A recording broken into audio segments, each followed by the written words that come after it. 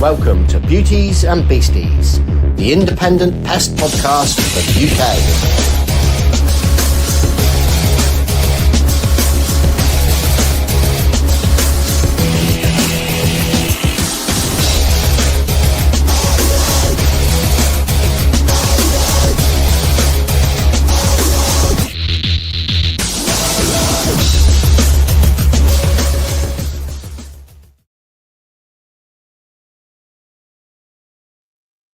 Hello, hello, hello. Good evening. How you doing? How are we? I'm all right, mate. How are I'm doing you? very well. I've had a busy old week. Busy? What have you been up to? Busy.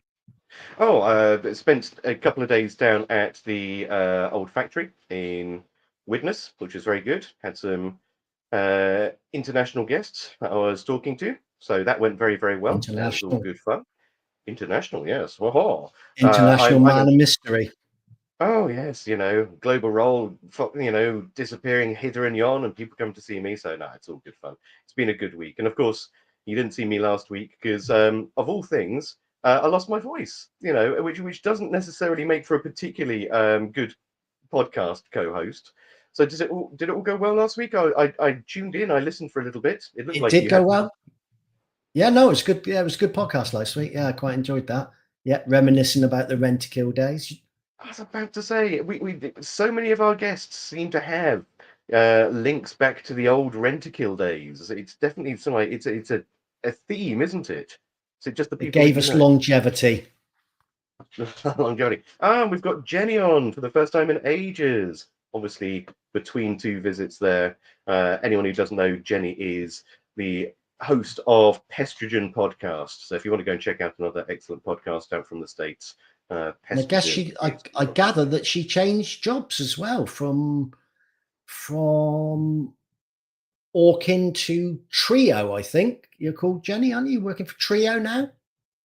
Maybe she'll answer in a minute, but that's I'm quite sure a she will. bit But of a how's it change, been with right? you? All good. We've been quite busy, been ticking along. We've been doing no more wasps, I imagine. They're all dead now. Oh no, No? because I try this time of year. I always say to people, look, they're not going to last much longer unless you've got a damp patch appearing on the ceiling and there's brown ring appearing. Just leave them for a couple more weeks. Job done. And people are like, no, we're having the roof done next week and we want it done. We're having the decorators here and we want it done. And I'm like, oh, really? Oh, okay. Well, So we'll go and yeah. So we'll go and do them. But our bed bug jobs are still ticking along heavily.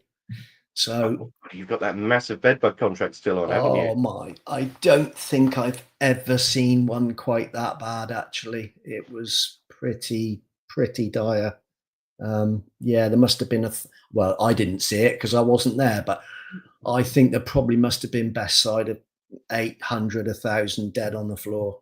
It was, yeah, something else. And when you're seeing them in the freezer section of the fridge, you got issues, you got problems. So Surely, I mean, a couple of cameras filming your lads doing it, that's some excellent marketing material. There's we got have to, some. Oh yes, there we go. We have Just some. like all We have private stuff some. covered in bed bugs. Yeah. Raining from the ceiling. Yeah. I've got to admit something else slightly. I've been a bit shocked this week. Okay. I'm shocked because people still haven't got their head around CPD and the new crew, or not new, but the crew requirements. So we may, I don't know, might have to have an emergency podcast about it. Maybe we'll see. I think so.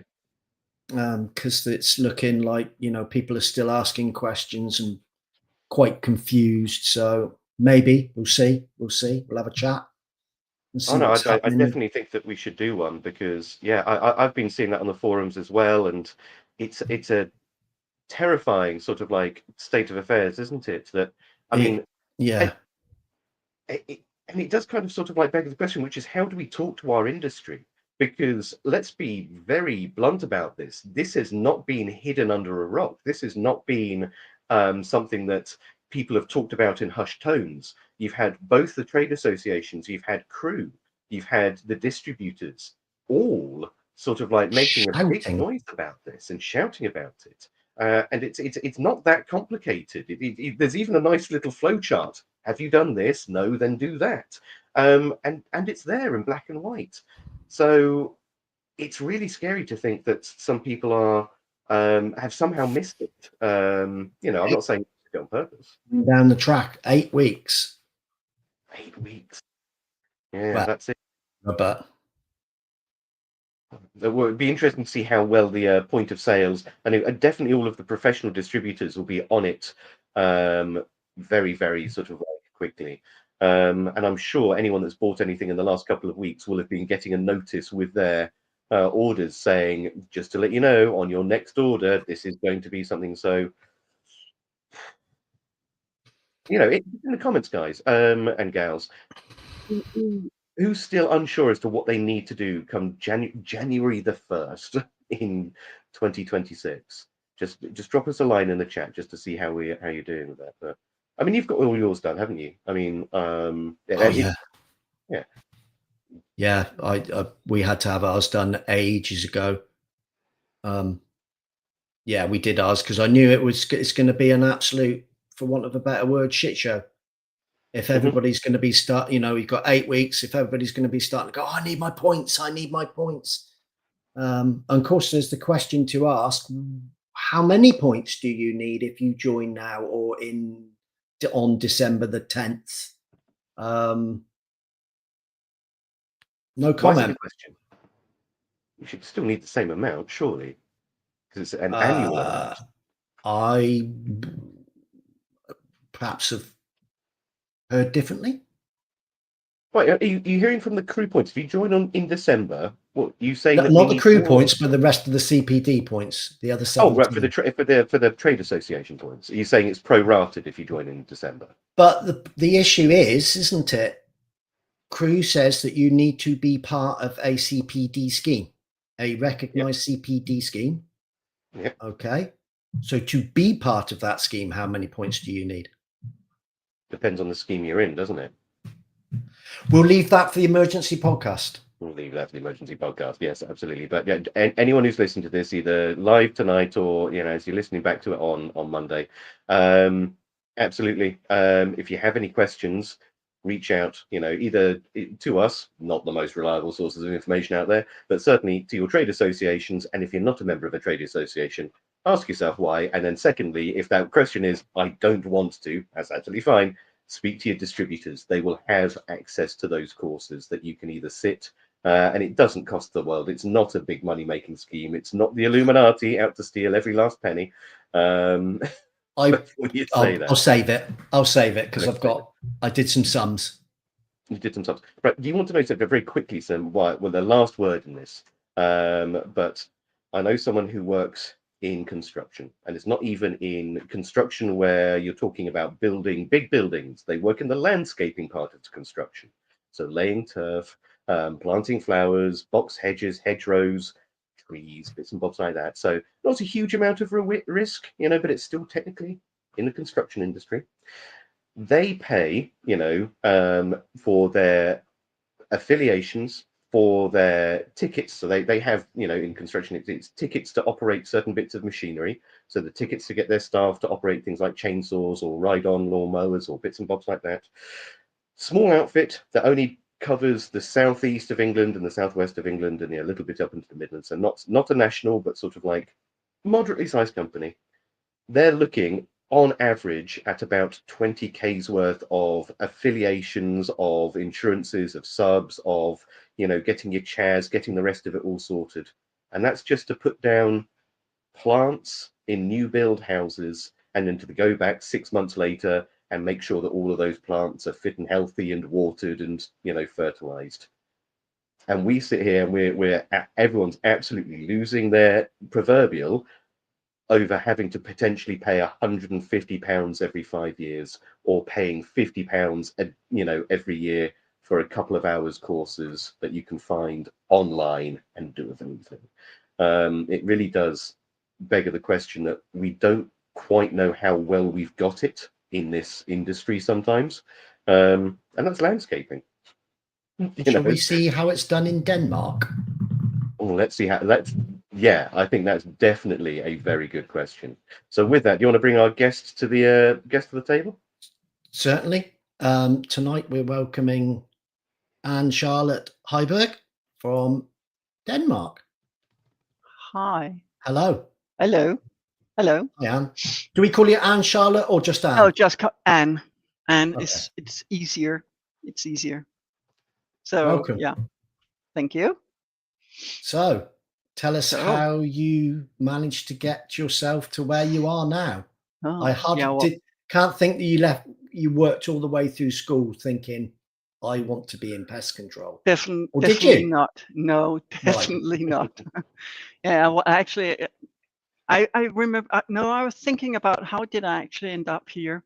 One thing is to do research in rodents is one thing, but actually to come into pest control or into the real world of pest control compared to the university thing.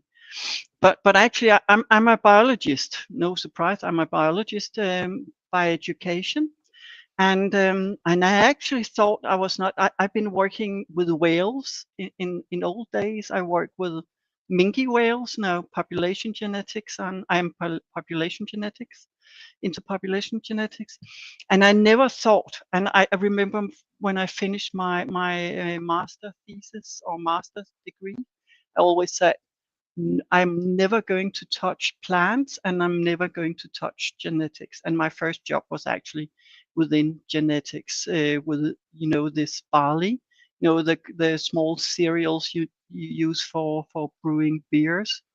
So I was hired to do some genetic fingerprinting. So, but long story short, I did that for a couple of years, and then suddenly I saw there was posted something about a PhD project at that time. It's the former Danish Pest Infestation Laboratory, which was actually at that time, I think, was one of the main actor on the international scene when we are talking about anticoagulant resistance. So they had this PhD project. So I thought, okay, I will just go and write a small project and see if I got it. So I got it. I was interviewed, and I talked about all these lab rats I wanted to have to conduct different experiments. And I was told, lab rats, that's not how we work here. We work with wild rats. And since then, I actually work with wild rats. So I did my PhD at the Danish Pest Infestation. Continued there as a researcher until 2010, where I worked with various aspects of anticoagulant resistance, had some master students and PhD students. But meanwhile, also, I was starting teaching the pest controllers in Denmark together with the Danish Environmental Protection Agency. So we have an education here in Denmark for pest controllers if you want to do rat control. So I started that in 2001, and I'm still doing that. So, and like this year, I had like 8 different courses. It's like every time it's 1 week's courses where we teach them all the theory about rodent control. So yeah, in 2010, I left the research and started my own company. And the main goal was actually to try to, because when I started with my own company, it was like, I don't know what this looks like in England, but in Denmark, where we have this rodent control that is mainly carried out by municipality, it was really really shitty rodent control. And most of the time, you could see rodent control carried out for very, very little money. And if you don't use a lot of money, the effect is also like, what you're paying for. Yeah. Pay peanuts, get monkeys. Yeah, so I've been working with the Danish municipality to have them change their perception of what is actually rodent control. So today I will say that I've worked more or less with 80% of all the Danish municipalities and change the perception of rodent control. So yeah, it's become more expensive, but we also use a lot more resources, both in the practical control, but also with the authority within the municipalities are using a lot of time, money. So you were teaching on behalf of the government, Yeah. other government employees to do rodent control. Not necessarily governmental, but pest control companies. Most of the pest control in Denmark is what do you call it? Most municipalities make tenders, so they put it out. So they often hire a private pest control company Right. to carry Yeah. out. There has been some changes, but we can always talk about that later on. But mainly, it's private pest control companies that are hired in to do the municipality pest control. But you were teaching them on behalf of the government. Yeah, because you cannot, in Denmark, you are not allowed to carry out rat control unless you are authorized. If you want to get paid for your work, you have to be authorized in Denmark. So authorization is a license, or is it simply It's a just license. a sign off? Yeah, it's just a license. It's a license. Yeah, you get a number, so you had to register yourself. If you have to buy a rodenticide, you have to show your number. Otherwise, you cannot buy these rodenticides. If you are meeting people, or you sometimes you have to verify that you are authorized. So yeah, you use it more or less all the time. Don't start Alex off about licensing, but I just want to know. So, like, what are the requirements for the licensing in Denmark? I mean, what do people have to do in order to be a recognized pest manager in Denmark?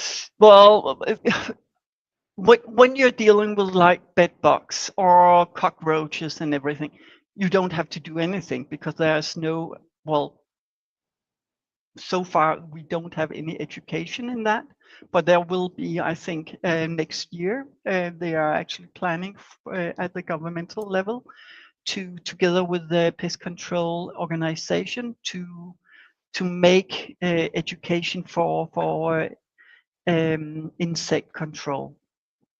But for rat control, it has been like that since the 80s, that if you want to earn money doing rat control, yeah, you have to have an education.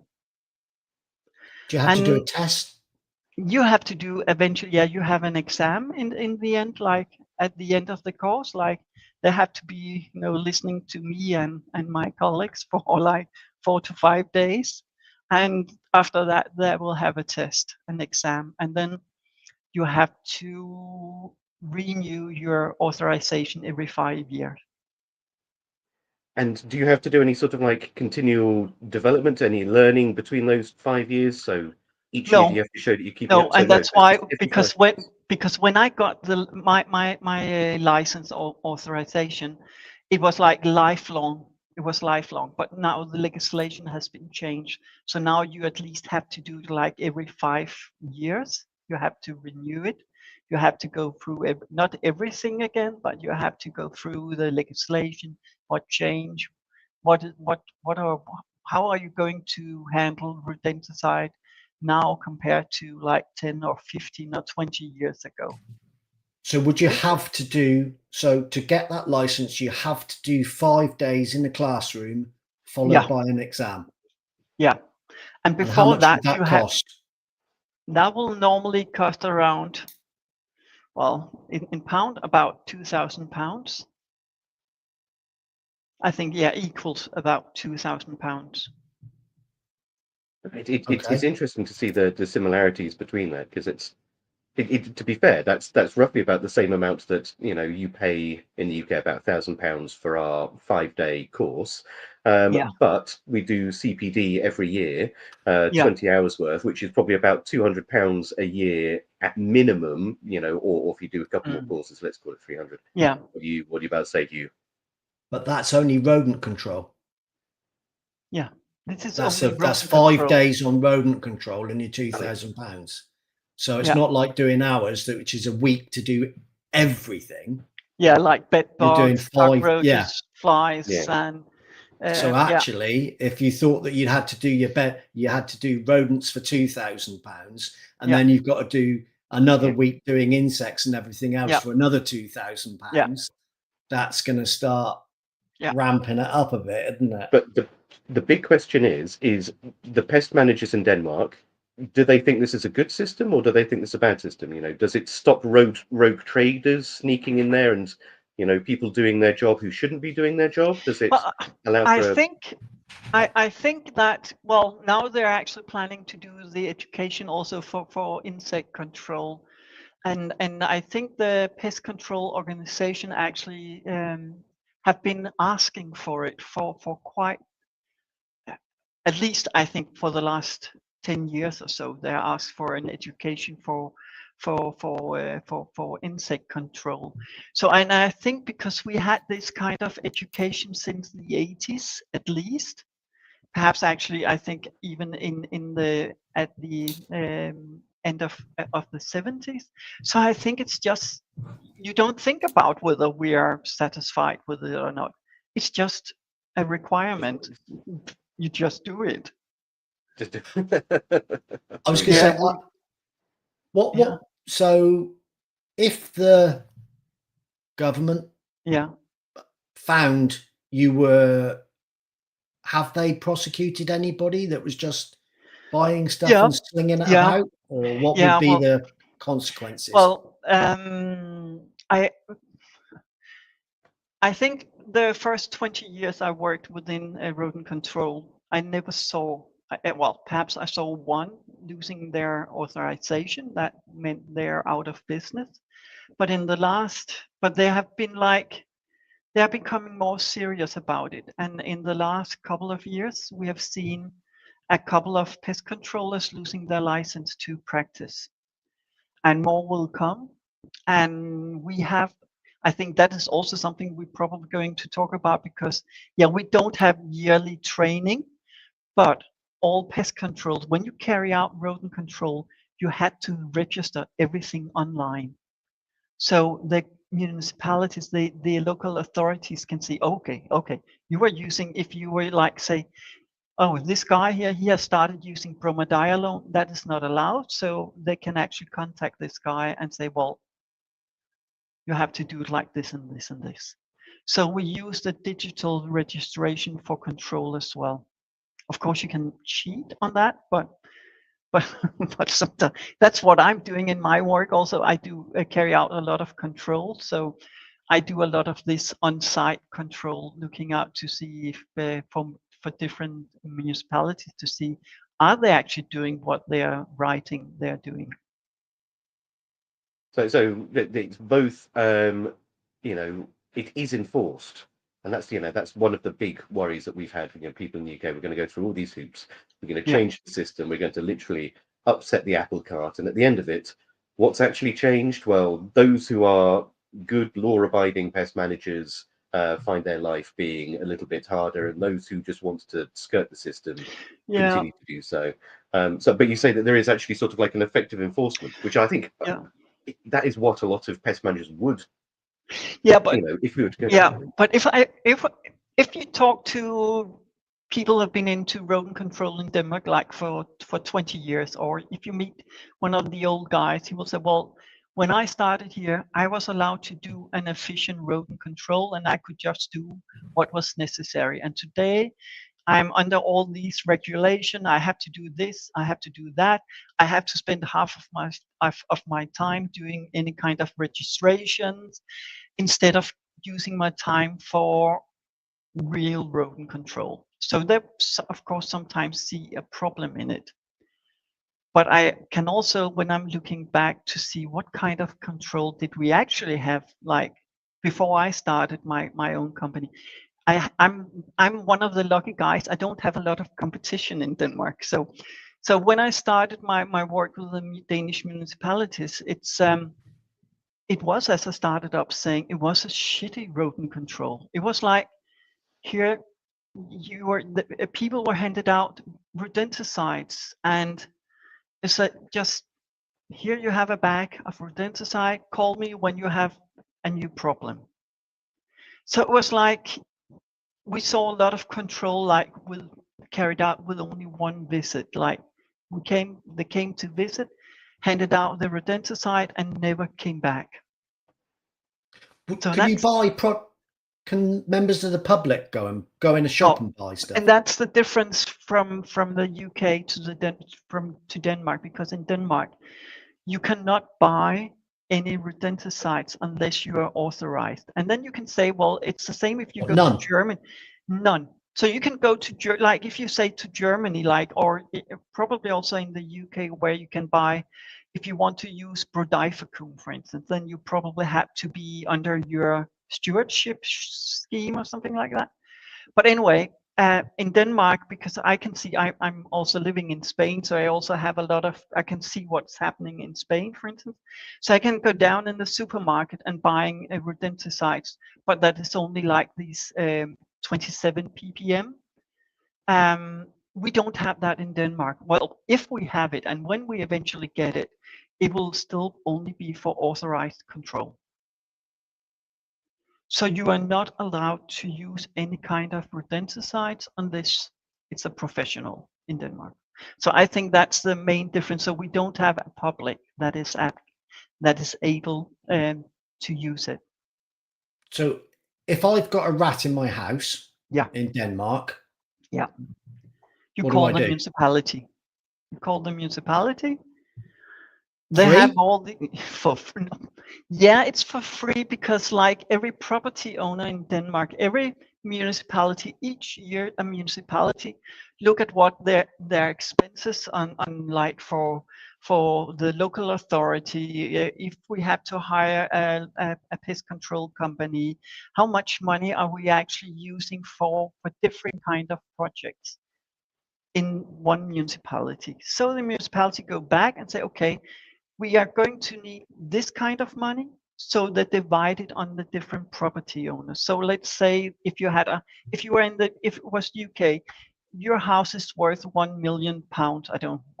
Let's say it's £1 million pound. It's easier to count on. Then you perhaps have to pay about £50 pounds per year, and then you have free rodent control. So imagine in a municipality, you have perhaps 20,000 or 30,000 or 50,000 different properties. They all pay for it, but perhaps only 2,000 of them will experience an incident with rats, for instance. But everybody pays to it, but it's only a very small amount of money. So if you have a problem, you will have the pest controller standing at your door doing the work for you. But also it's never that easy, because that's why we can because it's the municipality, we can also put some requests to preventative measures, for instance. And that's where I think there's a huge difference from Denmark to the rest of the world, or the rest of EU and the UK. Because if you have a municipality pest controller coming in, let's say it's the sewer, you have a rat under your sink. We always start having done a smoke test to prove that there is a connection between the sewer and the problem we are seeing. And then we can demand the property owner to do the work, to fix your sewer. If you have food lying around, the waste is not handled correctly, the building is a little bit how do you say not very Yeah, shitty. You can ask you can demand that the property owner does something, and if the property the owner doesn't do it, the municipality will do it, but you have to pay still. So I think so. We have a really like I have it here, like the Danish legislation is like it's so many pages, but it's everything is regulated. There here it says that if you're a property owner, there's obligation for a property owner. So we have similar legislation. It's the Pest Act 1961 or 39 that puts the onus of the council to make sure that all of their lands are free from vermin, and so they yeah, can theoretically enter properties. yeah, But it's very rarely enforced on a you know, domestic domicile. It tends to be, used a lot more in commercial public premises areas. and public areas. Yeah. Yeah. But in Unless you're Denmark, Mark Farron. yeah. But here in Denmark, it's actually so like you can say like if you have a property, you experience a problem with rats, but the rats and you are not you are not creating the reason to have rats. It might be from the neighbor. Then the municipality actually has an obligation to go and visit the next door property to look for problems. So they can actually just enter it. So because the municipality employs a company, yeah, is there a little bit of like favoritism to larger companies because they could do like 5 or 6 municipalities, whereas a little family business can really handle it? You could say that, because I do a lot of these kind of EU tenders where when municipalities, like every 5 or 6 years, they are putting out a new tender for that. This kind of, what do you call it, licitations, or I don't know what you call in English, but you make these tenders where, and normally it's like these, we have like 5 larger companies in Denmark that can actually make an offer to do the work, and there might be some criteria on how to select these companies, like of course always the money, but you also have quality parameters where you are measuring the different companies. That's what I do a lot also. But we are trying to get some new blood, because we have the old 5 big companies, and we want to have some of the smaller ones as well. But they need to have a certain volume to be able to carry out, because it's like, we have some of the municipalities here where they are hiring in like 10 to 15 pest controllers that only carry out rodent control in a municipality. And then you have other municipality that only needs like 2 or 3, but full-time rodent controllers. So you must have companies then that don't do rodents, but only do cockroaches and bedbugs? Or we have a lot of, because I think we have in Denmark, I think we have about 70 or 80 different pest control companies, from very large one to very small one, like one man companies or something, like only only by one man. And it's not that you cannot do, because you can do private rodent control in Denmark. If I, as a property owner, got a problem with rats, I can decide whether I want to get the control for free from the municipality, or if I want to hire a private company to do it. That's rather new in the Danish legislation. I think it came in 2018 or something like that, or 17. I can't remember it exactly. But before that, you could not make a contract with a private company to do preventative measures on your property, unless you are rat free. So if you had a rat problem, it was the municipality to control it, but now it's changed. Now I, as a property owner, can choose myself. I still have to pay for the municipality pest control or rat control. I cannot, how can you say? Opt out. Yeah, I Opt cannot out. walk out Yeah. of that. It's kind of mandatory, but I can choose to go with a private company.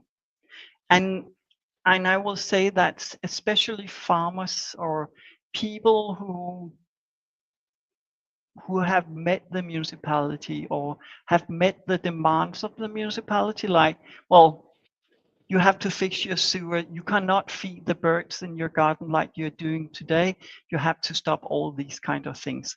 There sometimes when they're met with too many demands from the municipalities, next time they are facing a problem with rats, some of them are more have a tendency to go with the private companies because they will normally just say to the private company, just control my rats. That's what I'm paying you for.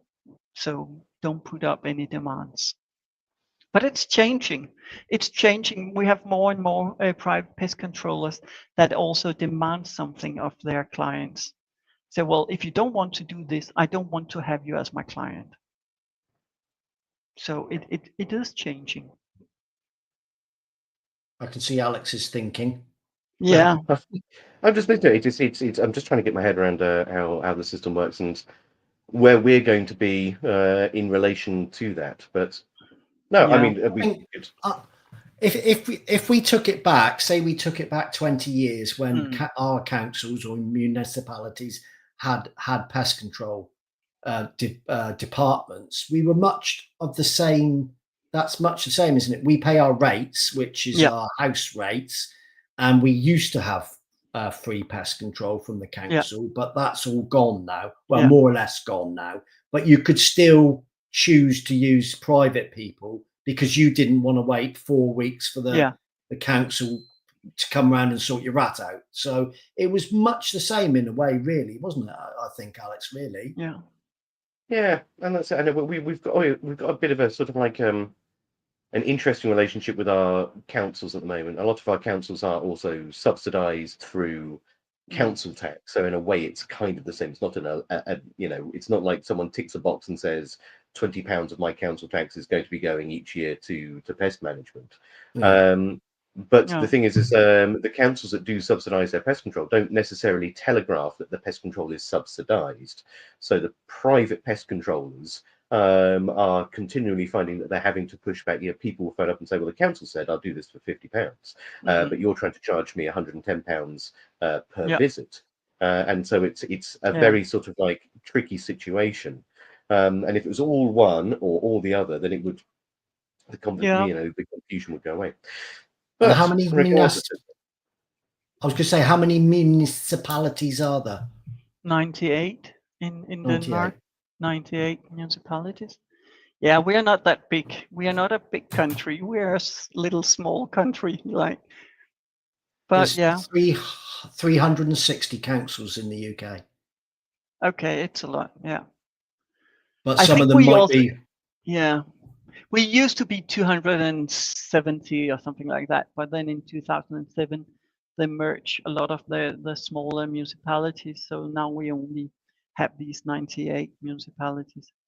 But what I wanted to say, because when you said that sometimes you go with a private pest control company, but in our legislation it says, like, for instance, if you have a rat indoor in your kitchen, for instance, the pest controller should come right away, like the same day, or at least if it's in the night you are experiencing the rat indoor, the pest control will be the next day.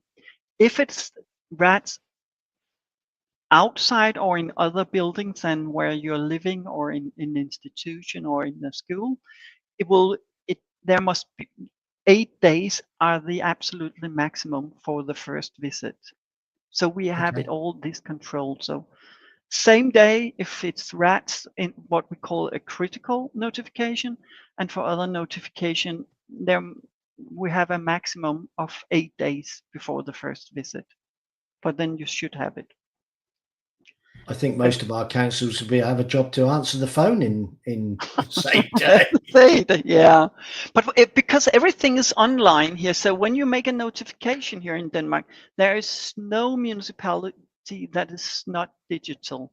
So you just do it online. So you will get an email back saying, well, you can expect the pest controller to contact you tomorrow, for instance. Wow. So everything is online.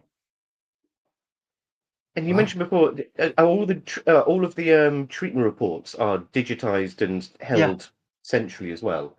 Yeah. So that's got to be, so when it comes to finding people who have used the wrong product, or something's gone wrong somewhere, it's actually there's a high degree of benefit, which kind of brings me on to our next question, and probably the reason that we asked you to be here, which is, does this help you then significantly with tracking and tracing the movement of things like resistances through the country as well? If you have this high level of data scrutiny, can you then use that to look for resistance? No, no, you can't. But of course you can see, because you could have, perhaps you could see a tendency to see which municipality use less of the first generation anticoagulants and which municipality use more, or make a rapid change for the more potent second generation anticoagulants. But again, it's a little bit difficult, because in Denmark we have succeeded in the last 5-6 years. We have reduced our rodenticide use with more than 80%. So where we used to, 80%. So there has been a general opinion in the municipalities. We had all these reports. You have the same in the UK.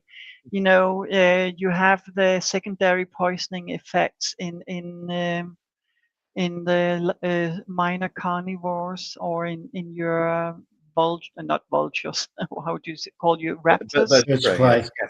Yeah, and we also have that in Denmark, and that actually led to that we had huge regulation on rodenticide, and more municipality wanted to get rid of the rodenticide.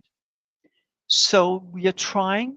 They have been, even in the private sector, they are using, because we don't allow any permanent baiting at all in Denmark. There's no places where we allow permanent baiting in Denmark. So they're doing a lot of preventative monitoring of rodent mice using only traps, or these GTOs, these electronic devices. So we hardly use any anticoagulants in Denmark. Has it made any difference at all? Well, in both in both population of rats and. But we have seen. But I think. Have you experienced an increase in rat notification in the UK in the last couple of years? Because we have. Not really. And evil tongues may say that it's probably because we have reduced the anticoagulants. It might also be due to the last rodenticide we had that was allowed for permanent baiting was banned in 2016, and since then we have had nothing for permanent baiting. So you could say that's why we have an increase in notifications. But then again, I will turn it around and say, okay, yeah, we have an increase in notifications, but what we are not seeing is that we are not having more and more notification with multiple rats. Most of our notification are still single rats, like 2 or 3 or up to 5 rats. But has it made any difference in the residues of anticoagulants found in birds of prey? That's what then still need to find out, because nobody want to fund a new project looking at that. So yeah, I think they're just sitting there. I think we have some university institutes there waiting and hoping for a lot of money to fund projects like that, but nobody have looked into it. But what I'm looking into it is that I'm testing a lot of I look into resistance in a lot of our municipalities. So we are continuous trapping rats, and we are testing rats for resistance. So we had a pretty good idea where we have resistance and where we don't have resistance. What's the predominant resistance genotype that you're finding out in Denmark? We only have one. We are not. Only the one. Yeah, Okay, yeah. can I We guess? only have the what it's called Y139C, which is I was about to say, yeah. Yeah, but it gives, if you have it, like you have resistance to first generation and you have a resistance to bromadiolone and difenicum, more or less, we normally say. So, but we are not like in the UK where you have about 5. Do you have There's 5 or 6? Five major different impacts, and there's yeah. 9. Yeah, there's 9 that have been identified, but 5 that give major Yeah, impacts 5 to where you control. actually, yeah, that is actually connected to the expression of resistance. So we only have one, like in Germany also, we only, well, they haven't looked in many places in Germany, but the places that have looked in Germany is also this single mutation. So we have done a lot since I started. This has been kind of what you call it, a Conomore project for me. So that's one thing I continued in my company. So yeah, we started off to offer it for free for the municipalities, but now things has changed. It's quite expensive test. So yeah, so the municipality pays us to do the tests. So why did they even think about resistance and testing? Was it because people are chucking tons around and it wasn't working, or Yeah, but we actually, effect, or yeah, what drew your we had, attention to yeah, it? but we have, since I started working with rodent control, we had a kind of a strategy. There's always been this. I remember when I was very or younger, Colin Prescott, Alan Buckle, McNichol. What's he called? McNichol. You had McNichol at York Institute. They were like not, they didn't agree with the Danish strategy where we always try to use the less potent anticoagulant, and then we stepped up. And I can see that in Denmark when I look at the from an anticoagulant perspective and how anticoagulant has been used. I normally say we don't have any resistance in the southern part of Denmark, because there we had a lot of farmers that went to Germany and to buy. They always bought the very potent anticoagulants. They used a lot of prodificum in the southern part of Denmark. So perhaps they actually eradicated all the resistant rats. So we don't see any resistance in the southern part of Denmark. But if we go to like you have this kind of belt across the whole country, you have huge amount of resistance in Denmark. But if you go So up north, yeah. Are you working with the Rodenticide Resistance Action Committee, which is the crop life initiative? Because they've been we started it before it became to crop life. I was involved in this work group with Alan Buckle, Prescott. We worked together with the people from Lyon in France. And from there on, I know that Alan Buckle took it to the crop life together with Bayer, also, Stefan Interpuls from Bayer. Yeah, Stefan.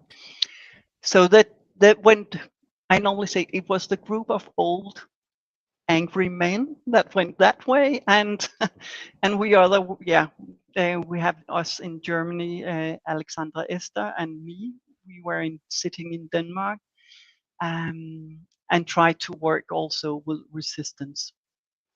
So I wasn't going to forgive me for being ignorant. So the bottom part of Denmark, where you said there's a lot of farmers and farms, what type of farms are they? Are they arable, or are they dairy, or a mix. Dairy, yeah, cattle, pig. What do you call, not pigs? How do you call it? What do you call when you have no pigs? What do you call it when you have a lot of production of pig meat? What do you call it? Do you call factory farming? No, no. What No, do you no, call I it? don't. A pig. Like, I'm trying. Yeah, I've thrown that. Danish bacon. Yeah, bacon production. Yeah, you Danish bacon. Danish bacon. Who knows bacon like Danish bacon? Yeah, but there's an advert. Yeah, what that? Okay, yeah. But there anyway, about Danish but bacon. I think things have stopped also because I think the legislation in Germany has also changed a bit.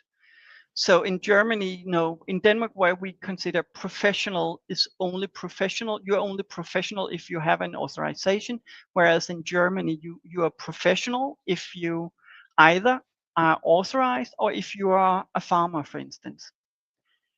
So we had a lot of, that's you have Denmark, yeah.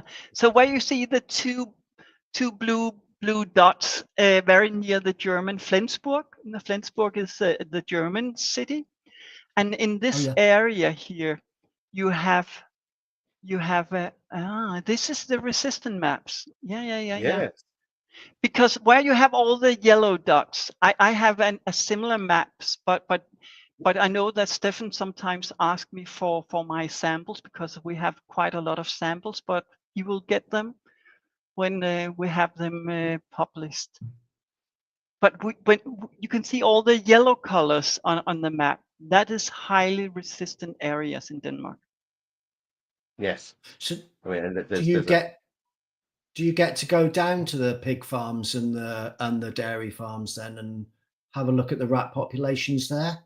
Sometimes I for the municipalities, if they have, I do a lot of work from behind the screen, but when municipalities have problems, they have a control problem, they can actually call me and I will come in and help them look through everything and to see what is the problem here. Some of the municipalities I help more than others, but otherwise it's like I normally come out to find solution. So yeah, we have a problem here. Sometimes it's I think it will be the same in the UK. You know actually what the problem is. You might deal with resistance, but I think resistance is just a minor problem that can be dealt with.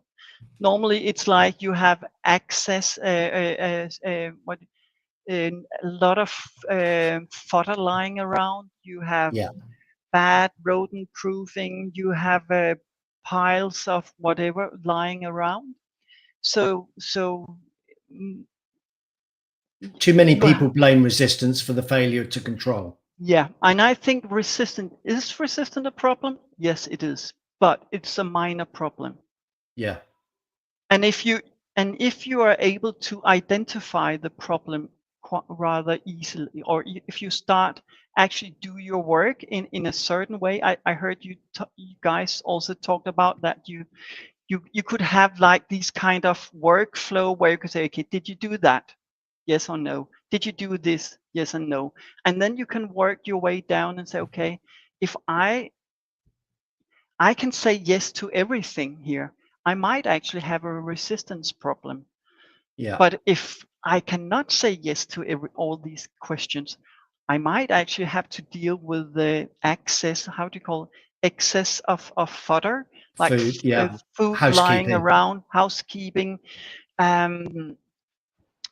We have to try or look into the surroundings. Are there part of the population that you are not controlling, and underestimation so on and so on. of the size of the population. Underestimation of a rat population. I think the largest problem in rat control, that when you're dealing with rat control failure, you are underestimating the population. I think that is one of the main problems we are facing. It absolutely is. But I mean, if you have a look, I've just chucked the UK map up, and for those listening and who can't see, The UK is a really special case in the sense that we have a lot of different resistances Yeah. occurring simultaneously.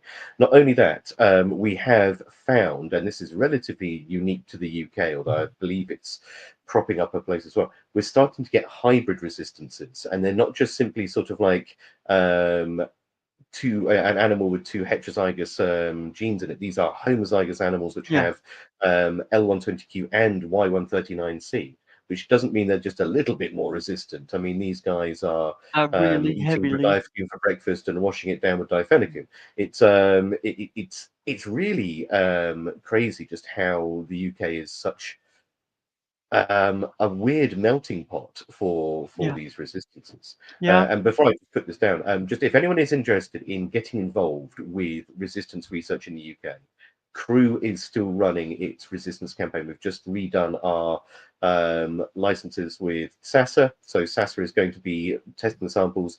We can take 100 samples every year free of charge, which means if you have an area that you suspect has resistance, or more importantly, if you have an area that you suspect has no resistance and you want to contribute to the map, send it into Crew and it will get added to, well, ultimately it'll get added to this table after it gets added to the Crew table.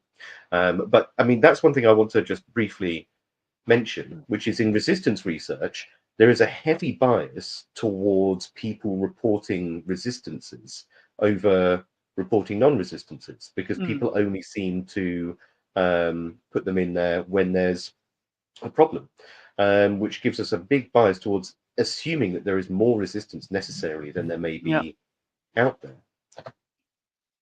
Yeah, I don't know. Do you have it? Because in Denmark we are obliged to use either cumatetrolile or chlorphenanon as our first choice. If we want to use anticoagulants, we have to start with the first generation anticoagulants. We can't because we ain't got any. You got okay. No, we do. You do? Cumatet. You have cumatetrolile, but it's sorry. I hope there's nobody here from Bayer, is there? But it doesn't work. Sorry to say. I'm sorry, Stefan Endepolz. I'm sorry, but it doesn't work. We have rats eating this. You know, the new Racomine Expert is like 27 ppm. Everybody says, well, at least the factor sheet says it works. But I'm always a little bit curious because, like, for more than 50 years, we have been using Racomine or cumatetrolile on 375 ppm. And even when we had this very high doses of cumatetrolile, it was still sometimes problematic to use cumatetrolile for treating rats. But now we have one that is like 15 times less potent. It's 27 ppm, and we are supposed to control rats with that. Scale it up. So, I mean, would you guys think about where you got resistance trapping then, instead of using rodenticides at all? Is that a thing? Well, yeah, we have a lot of these municipalities. Like we have one of the big area called Aarhus, for instance, which is one of the it's the second largest municipality in Denmark. They have they are very good at testing for resistance. Like we do it like every second year for them, that we test like 30 animals that we just catch like randomly, and we test them, and we find a lot of homozygotes in these, even though the municipality is they are hardly using any rodenticide. But it seems like resistance is just increasing, even though they are not using any rodenticides. So there was a wonderful paper done by Alexandria years ago. You may have seen it or spoken to her about it, where she took 5 farms in a transect through, I think it was either France or Germany, and specifically looking at the resistance status of those animals, but also doing a very hefty microsatellite analysis of them, and then coming back in a year's time and then looking at the animals that moved in, and found overwhelmingly that the animals moving back in from the wild were quite closely related to the animals that had previously been controlled on the farms, but Yeah. still had a lot of, and it was, I think, again, it was Y139C, Yeah. bromadiolone resistance. So it's showing that actually in areas away from human beings, so in these natural reservoirs in the woods and the fields and Yeah. the boondocks and thickets, the resistances are still very strong. Yeah. Yeah. And if it's not showing any biological deficit to that animal, it's not showing any innate cost, Yeah. then it seems to just be working all the way through and never breeding itself out, because you expect most resistances Yeah. to have a cost and to breed themselves Yeah. clean after a while, but it doesn't seem to be happening. And that was what, 10 years ago that paper Yeah. came out. Yeah.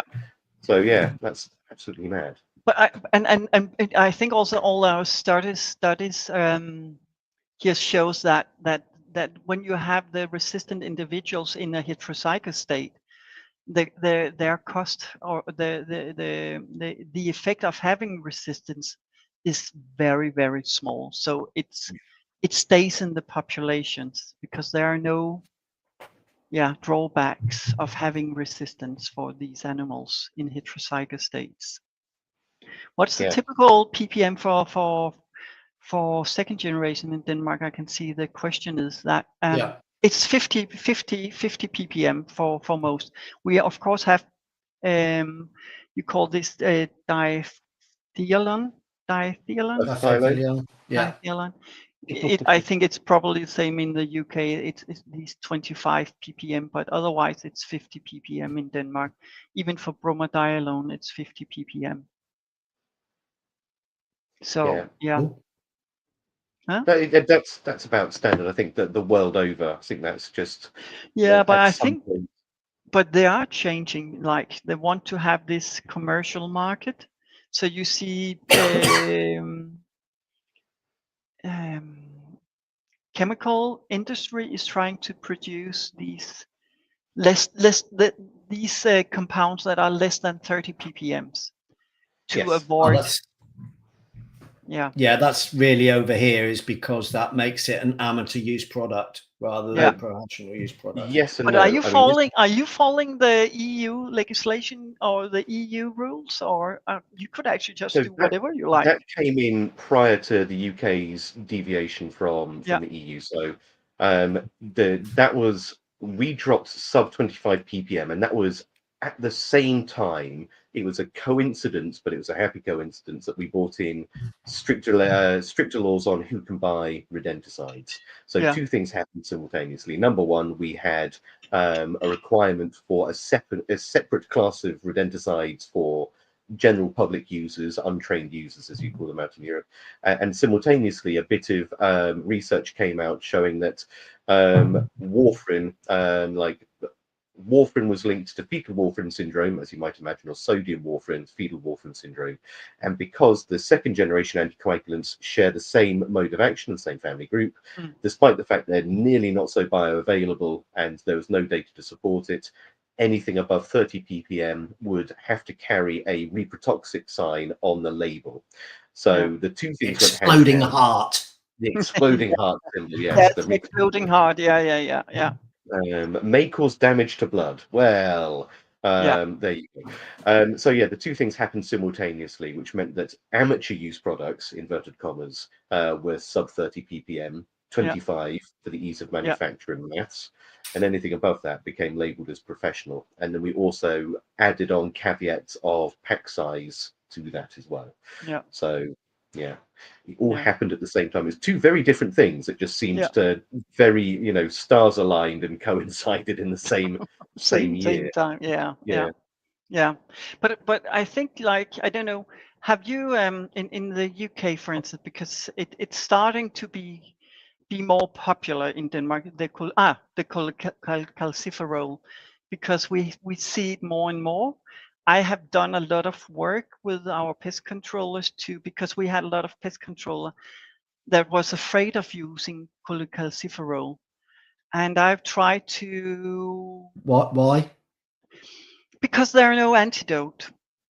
They are focused on the antidote question, where I'm trying to say, well, you have to turn it around to say, because you don't have, obviously, or at least so far as we know, we don't have any problems with secondary poisoning, for instance, in cholecalciferol. So for an environmental perspective, cholecalciferol is the better solution compared to anticoagulants in some areas. And also, I try to persuade them to, when they are dealing with rat problems on farms, like in with bacon production, which I still can't remember the English word, in the bacon production, Piggery. or Piggery. piggery farm, and cattle station, to go for the cholecalciferol instead of anticoagulants. But it's changing, and I have more and more municipalities that is trying to force their pest control companies to use cholecalciferol instead of anticoagulants. So it is an option. But still, even though we have cholecalciferol, you have to remember that the amount of rodenticide used in Denmark has decreased.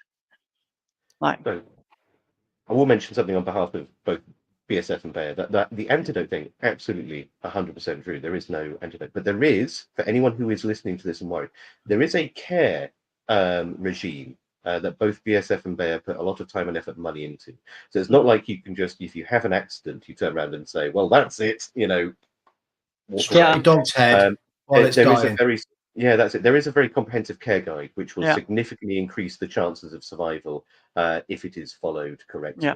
The second thing I'd hasten to add to that, which is, and I'll ask everyone listening to this, what is the safe amount of rodenticide for a non-target animal to eat?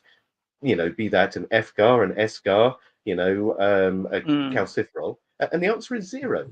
If you're budgeting on the fact that the wrong thing is going to be eating your bait, then you need to ask yourself if you've put your bait in the right place, if you've taken all of the mitigations that are necessary to stop non-target animals getting to your bait, because the antidote or the care regime should always be your last line of defense. It shouldn't be first thing. It shouldn't be like the first thought. No, it definitely shouldn't. Yeah, and it is a matter of changing the idea or the practice how you're using the anticoagulant to follow the guidelines.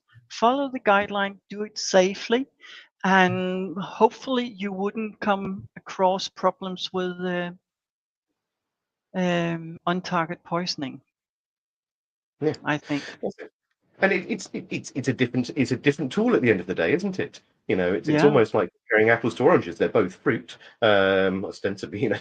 They both sort of like good for you, but you wouldn't necessarily use them in the same way or eat them in the same way, would you? So you've got to understand the tool you're using. Yeah. But it's like we have more and more pest controllers also conducting some kind of screening now, because we are using a lot of traps, even in the preventative programs by the private companies.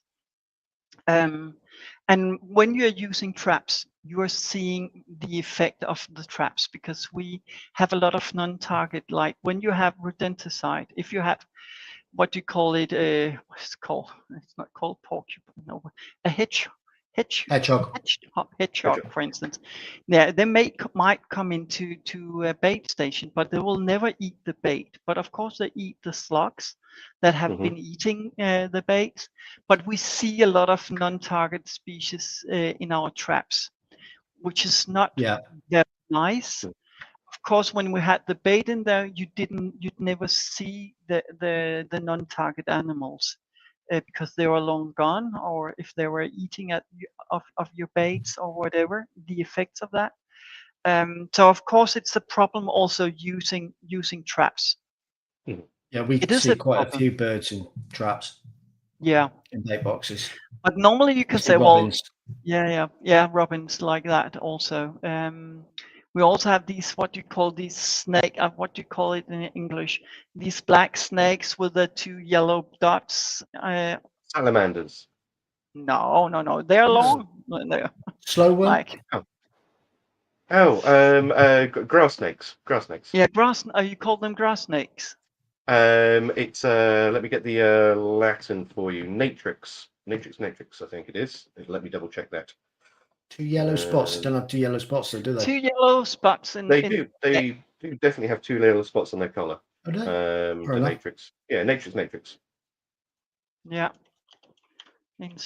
In Danish, I don't think it's. I'm just going into Google Translate. It's not correct. Snark. It says. I Not the don't think same it's. animal. I don't think it's a word. But yeah, it's a non-target species. That'll do. It's a non-target species. It's a snake-like animal, black with 2 yellow dots in the. Yeah. Oh yeah, not black, but this one here, grass snake. Yeah. Yeah. So something like that we see a lot of frogs and etc. And we are very cautious about our frogs. That's in permanent traps set outside, yeah? Permanent traps where you have it. But that's what I will say. Good pest control or rat control is to conduct your investigation prior, because sometimes you have, at least the Danish pest controllers, when they get out there, perhaps it's because they don't get enough money, but otherwise they get out there, they put out the traps or the rodenticide right away instead of just looking around. You, Alex, said about this old study 10 years ago that rats were coming from the surroundings. They were actually, but they have always been a part of the problem. You always had this. If you don't find, you have this kind of source and sink problem. If you don't find the source, you will always get the problem. You will have the problem month after month after month, and you can come back, control and control and control. We always have a saying. We always have the saying, "Where are they now?" Yeah, where are they now? Yeah. So you always should go back and look at your question, go around, do your examination, and that's what I really try to teach the Danish pest controllers, to say, well, you can't visit, like sometimes I see pest controller that visits like 20 or 30 sites per day. I say, well, you can't do, if you do that, you cannot do your work properly. You have is that that's proactive? No, that's control. Work. That's control. They just go out, they put up 2 bait boxes, go out, open the bait boxes, look into it. Okay, are there any rodenticide eaten, or are there any rats in the traps? And as I said, normally a monkey could do that. But what a monkey cannot do is that, to say, if there are still no activity on your rodenticide, if there are still no activity on your traps, what's the problem? If you recognize there is a rat problem in the surrounding here, so why is nothing happening on your control measures? Then you have to try to meet the rodent somewhere, to say, okay, did I put the bait box in the right position? Are there no phobic, or do they want to have something else? There's so much work. You know it. There's so much work that you have to try to persuade the rats to actually go inside. So with the cutbacks in rodenticide usage and with trapping, are you seeing an increase in digital traps and digital in the monitors? In the private sector, we see more digital traps. Now we have some municipalities that are using digital traps. It might be a good way of dealing with rats indoor, because like when you put up traps, you can be more active when there's activity on the trap. You can have a quicker response compared to, like, say you put up a trap and you say, oh, I will be here within the next 4 days. You will actually be able to come as soon as the trap is activated. But otherwise, they use these what we call this kind of smart solution, electronic solution. It's mostly in the private sector they're using it, but they're using a lot. So if you've got cut back your rodenticide and you've got set for your food factories and things like that, where do they go for their control then? They go to a private company, do they? They normally go for, because what municipalities only are doing, municipalities only go out when you have a problem. So I normally say, if you have a cookie factory, I normally say like that, if you have a cookie factory, and you want to make sure that your production is safe, you cannot wait until the rats are inside and then get the municipality to come. It's a better solution to be upfront and to have a private company to do the preventative monitoring. Not preventative, they will perhaps come up with solution to make your buildings more safe and etc. But they're conducting this preventative monitoring, so they can actually act on it before it becomes a problem within the production. Is that a requirement? No, it's not a requirement in Denmark. There's in no places in Denmark where it's a requirement to have these kind of preventative monitoring system.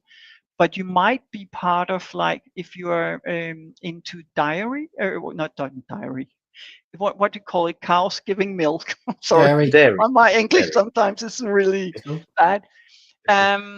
If you are going to hand over your milk, there is a demand from the organization that you have to have these kind of preventative monitoring systems up.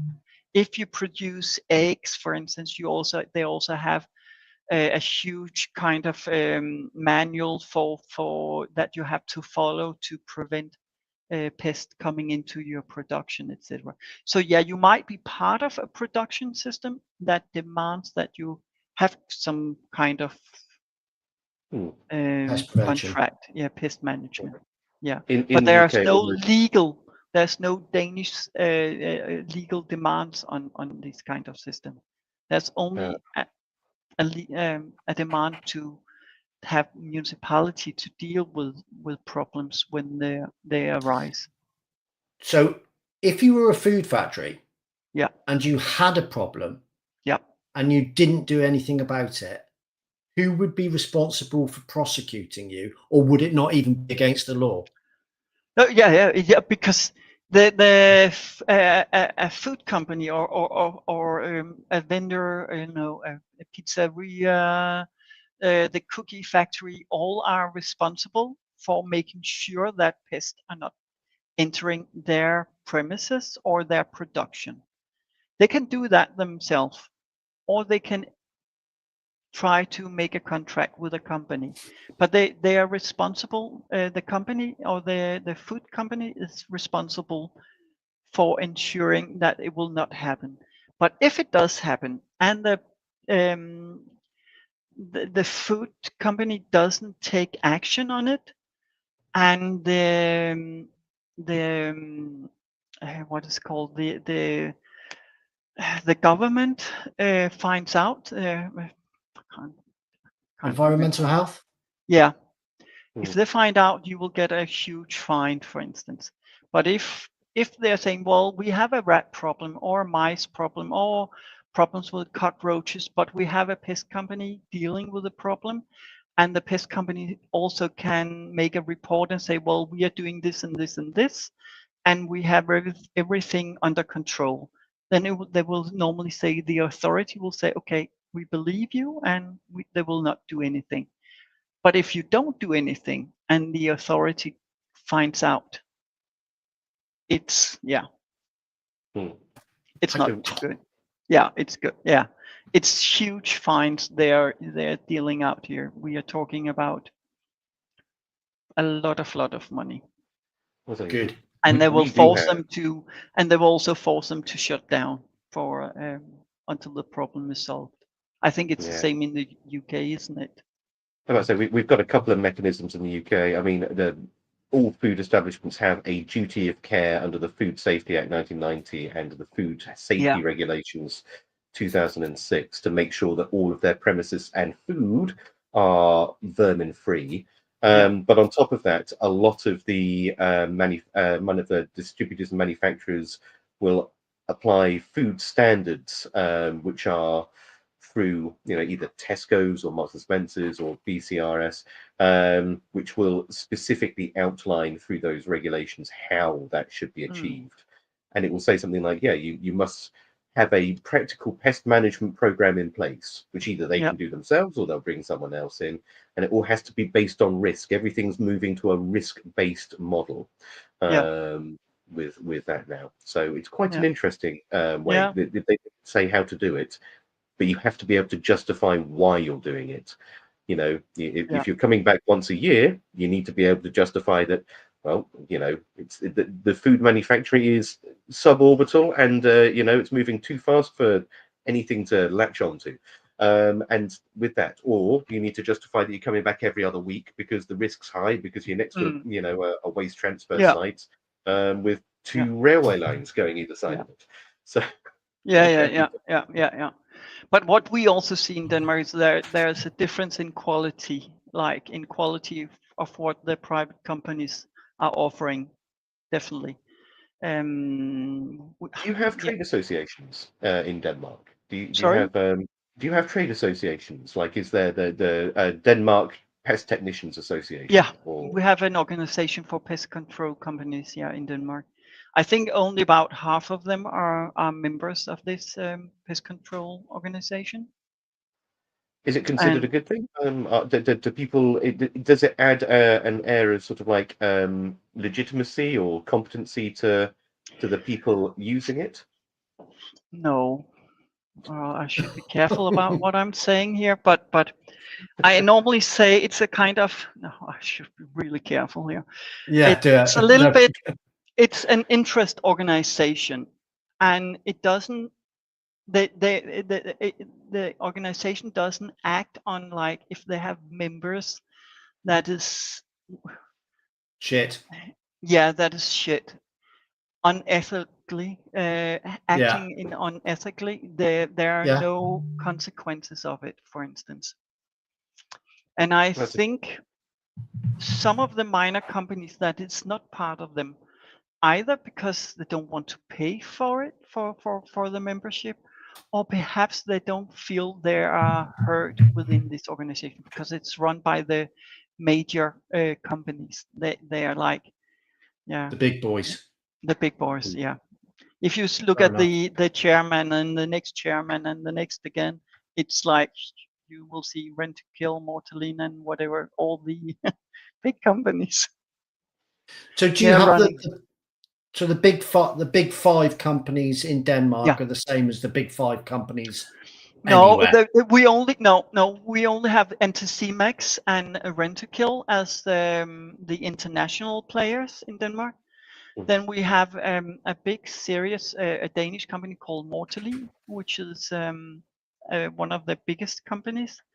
Then we have, we only have 4 because we all had one that was actually mainly for farmers, has just been sold to one of the Danish companies. So there's actually only 4 players right now. And then we have another Danish company. So 2 international and 2 large Danish one. And we have about, as I said, about 70 or 80 different companies in Denmark. But it's actually only these companies that are normally players for municipality control. Yeah. There's actually, I can see in the chat, there's one, it was about cholecalciferol. We asked that already.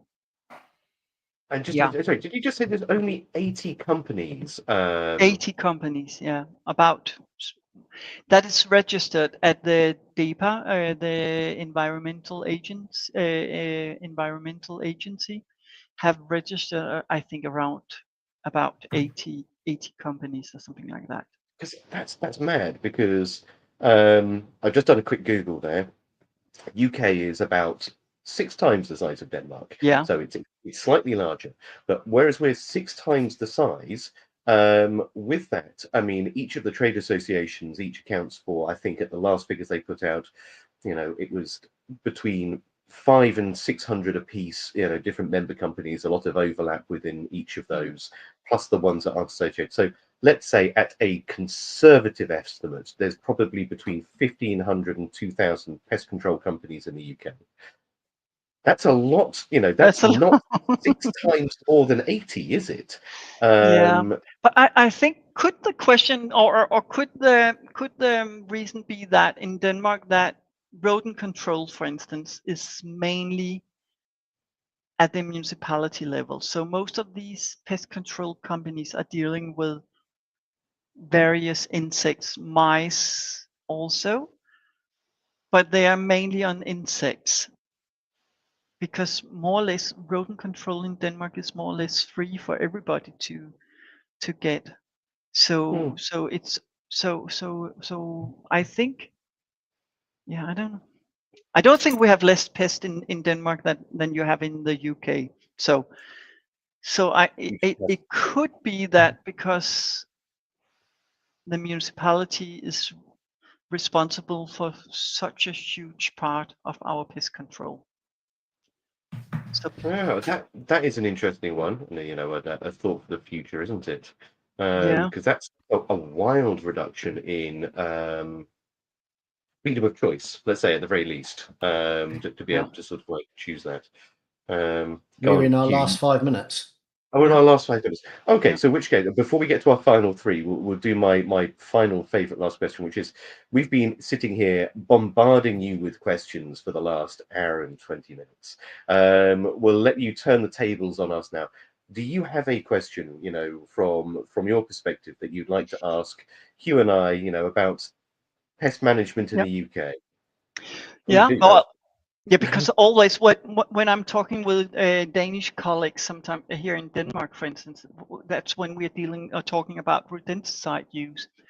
Because sometimes I have to defend, or how can I say? We always been told that in the UK, for instance, you have your resistant problems with your 5 different mutation due to the way you used your anticoagulants during the last 70 years. So I always been told that you always started with the heavy compound first, like brodifacoum, when you had a rat problem. And I normally say that, well, I'm not sure that's the problem in the UK, because I think, is it correctly that brodifacoum, flucomorphine, for instance, has only been allowed to not be used in outdoor areas. It has been very restricted. So you so haven't had a lot of, did you use a lot of brodifacoum? Like in the 80s, 90s, in the zeros, was there a lot of the very potent second generation anticoagulant that was used in so the UK? can I take this one from a legal point of view, and then you Yeah, can tell it from what actually went on yeah, the ground here. So for a long, long time, up to about 2015, the multi-feed anticoagulant, so diphenhydramine, was not in the UK for quite some time. So bromadiolone and diphenhydramine are multi-feeds, were for in and around buildings and open area uses in the UK. The more potent single feeds, flucumefem, brodifacoum, were indoors use only up okay. until 2015. In 2015, in 2015, we had stewardship come in through Crew, where all 4, then now 5, diphenhydramine joined the gang at that point, were reclassified for in and around buildings. So our single feeds could come outside again. But the single feeds never ever got open area use. The only open area use was only for diphenhydramine and bromadiolone. In the last 2 years, that has changed again. That we now have further restrictions that no anticoagulant rodenticides, first or second generations, can be used in open areas. They can only be used in and around buildings and within sewer systems. So that's what's changed. So there hasn't been, so up until 2015, there was quite a heavy restriction as to where you Yeah, could use the resistance breakers. yeah, And then we had 10 years of being able to use resistance breakers around buildings and not just inside them. And yet we still seemed to have a persistent and growing issue with rodenticide resistance, coupled with the fact that what am I trying to say here? We've been taught from 2015 onwards, we've had stewardship, which has taught the escalation approach. And we've all had it drummed into us that we should start with the lowest impact for the maximum cost. So no, don't go straight in there all guns blazing, Rodifacum, Flucumofen, hand grenades and howitzers. If you can go in with difenicum, work your way up that escalation principle until you get to the necessity to use your single feeds. So I don't believe the resistance is we haven't. But we talked about the differences in resistance, and like in Denmark, we only have 1 mutation. In the UK, you have 5 mutation. Do you think it could have been this restricted use because you never had the the resistant breaking compounds for outdoor use, for instance? So in the surrounding areas where you had perhaps population resistant population or of resistant individuals surviving, but with no possibility of eradicating them in the open areas. Could it be that it has led to this more diversified development of more mutations? Potentially, because if you look in a lot of other places around the world, where the single feeds are still used a lot for agricultural use, not necessarily rural use. Rural use being the protection of livestock yards, buildings around there, but actual sort of like agricultural use. The incidence of resistance factors is relatively low. You even have to go across a report came out of Southern Ireland recently, where out of 600 samples, I think, or either 300 or 600 samples, only 7 of them, 2%, showed any resistance, and that was in an urban area and not necessarily a rural area.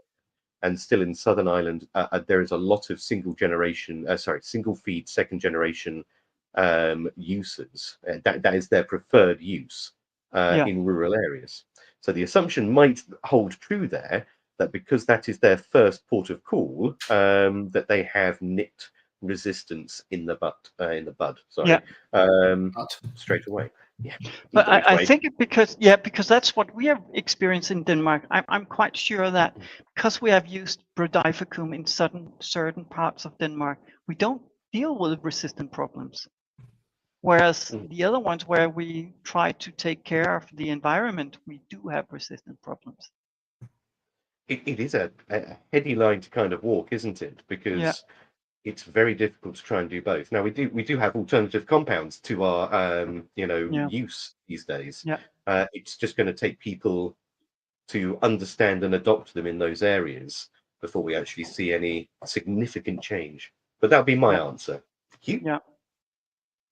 I think that's pretty most of it, really. I mean, 80s wise, you mentioned the 80s didn't really have anything else other than bromadiolone and difenicum. That was all that we had, really.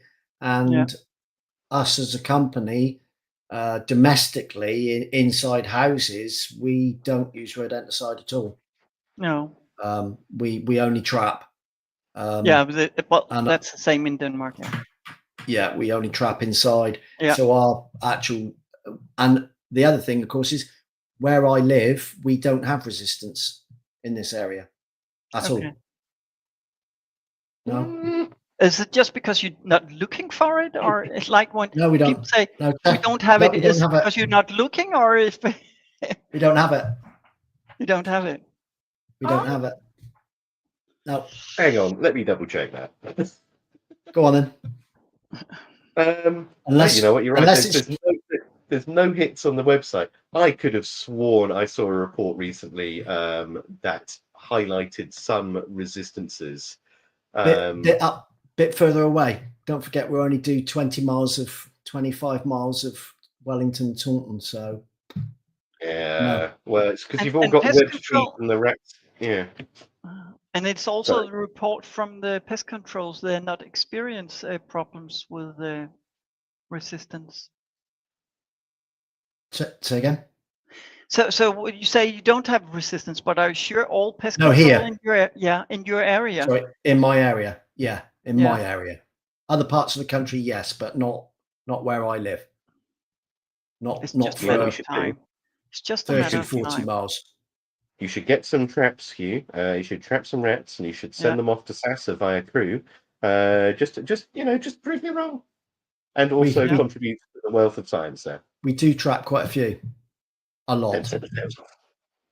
Yeah. It's free. So you actually get 100 samples per year for free in is it still University of Reading?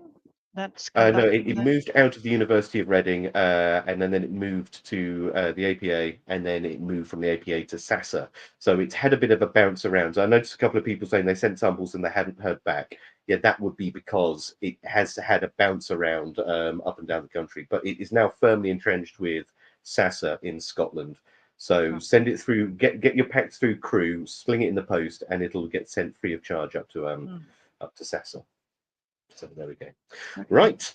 Okay. Last question. So we always ask 3 questions at the end of every podcast, and they're always the same 3 questions. Okay. So first one I'll do. Have you enjoyed your time on the podcast? It was fun, even though it's not my native language. No, you did very well. So yeah, I'm a little bit yeah.